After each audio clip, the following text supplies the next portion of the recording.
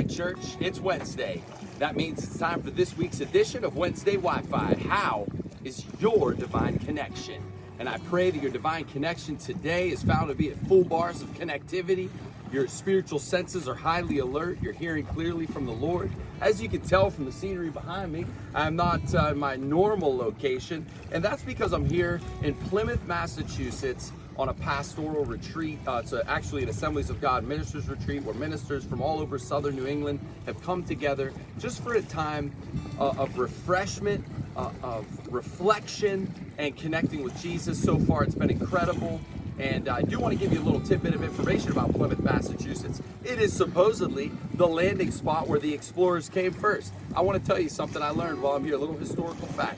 There is no historical data that backs that truth. So I don't know. They may have landed here, they may not. And let me save you the trip if you're thinking of coming here for Plymouth Rock, okay? It is underwhelming. The thing is tiny. And according to the tour guide, he claims that that's because they chipped away so much of the rock. Again, I don't know if that's true or not.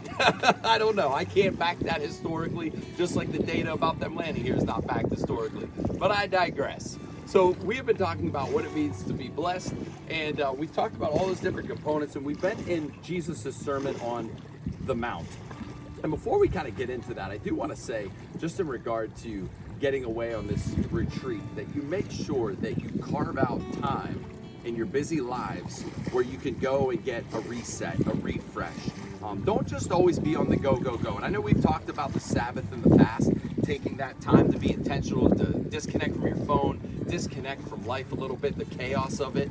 And this retreat, you know, we have it annually, and it's just a refreshing reminder to me that it's okay to step away from life a little bit and just get refreshed. And so if you're feeling burnt out or you're feeling overwhelmed, maybe it's that time for you to carve out that time to get away. And so anyways, we're back into Matthew chapter 5, Jesus' Sermon on the Mount. He's talking about the Beatitudes at this point, where he explains what it means to lead a blessed life. We're in the portion of Beatitudes where he says, "The blessed are those who are persecuted for righteousness' sake, for theirs is the kingdom of heaven."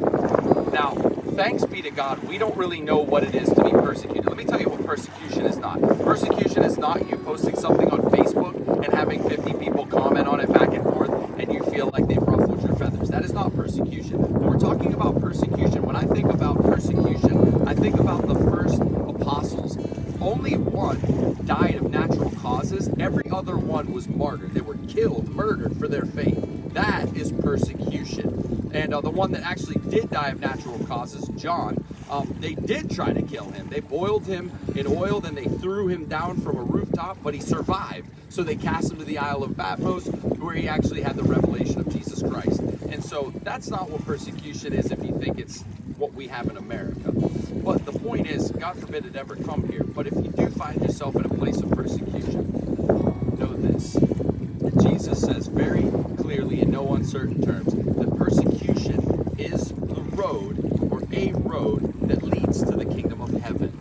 Now, if you remember some time back, we talked about the difference between the kingdom of God and the kingdom of heaven. The kingdom of God is where tribulations are gone through to establish that, right? It's where you're sold out for Christ. You're going to face some difficulties. You're going to have attacks that come against you. You're going to have fiery darts thrown at you. That's what it means to have the kingdom of God. That's walking out your Christianity. The kingdom of heaven is the final place of eternity where we will be worshiping God for all of eternity in our glorified bodies. And so he's saying basically, if you're persecuted even to the point of death, because remember, they can kill your body in persecution, they cannot touch your soul, the part of you that's eternal. And he says, even in that persecution, if it leads to an ultimate death, that is still a win for you because it's the end result of going to the kingdom of heaven, meaning eternity with Christ. Here's your sermon in 60 seconds. It was such a great weekend last weekend for me. We wrapped up Acts chapter 18, and we just saw so many things happen in the life of Paul. This guy has been going from sort of place to place to place, preaching the gospel. He just left the intellectual capital of the world to go to the sinful capital of the world in Corinth. And if you remember, he took time to set up a memorial where God had done great things. And he did that by shaving his head. Before he left Corinth, he shaved his head as a memorial to God to say, you know what, I want to remember, every time I rub my head, I'm going to remember all the great things you did. And that's a refreshing reminder to us to make sure we set up our camp in places of victory. We don't have to set up our camp in places of bitterness or pain or failure or betrayal that will ultimately lead to our soul being downcast. We set up our tents, our memorials in places where God has shown himself faithful and strong on our behalf. And that's my challenge to you. Have a great rest of your week, church. God bless you.